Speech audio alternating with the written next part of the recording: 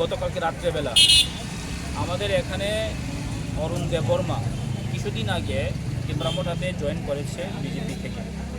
তো এটা হচ্ছে মেহের কালীবাড়ি রোড লেকচমড়ির পাশে আগরতলাতে ওনার ওয়াইফ ভাড়া থাকতো এবং ওনার ওয়াইফ এখনও ভিতরে আছে। গতকালকে রাত্রেবেলা কিছু বিজেপির কর্মী, মানে কর্মী বলতে আমি দুষ্কৃতই বলবো, দ্রব্য জেলার কিছু লোক এসে তার বাড়িতে 2 দিন ধরে দরজা জানালা লাঠি অনুষ্ঠান মারে এবং হ্যারাসমেন্ট করার জন্য চেষ্টা করেছেন।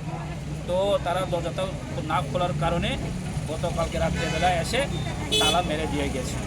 তো এখন আমি এসডিপির সঙ্গে কথা বলেছে, তো আরও এখন বসি আছে। তো তালাটা ভাঙানোর পর আপনার কথা বলুন কিছু হয়েছে এবং এটা শুধু এখানে নয়। আমি একটু আগে বিজেপি সাহেবের সঙ্গে কথা বলেছি যে দমপুজার তাকালতে আইন শৃঙ্খলা মানে এখন কিছু করতে পারছেন না, মানে আইন শৃঙ্খলা মানে কলাপস, দ্য সিস্টেম কলাপস। তো তার জন্যই বলেছি মানে এইরকম গুন্ডা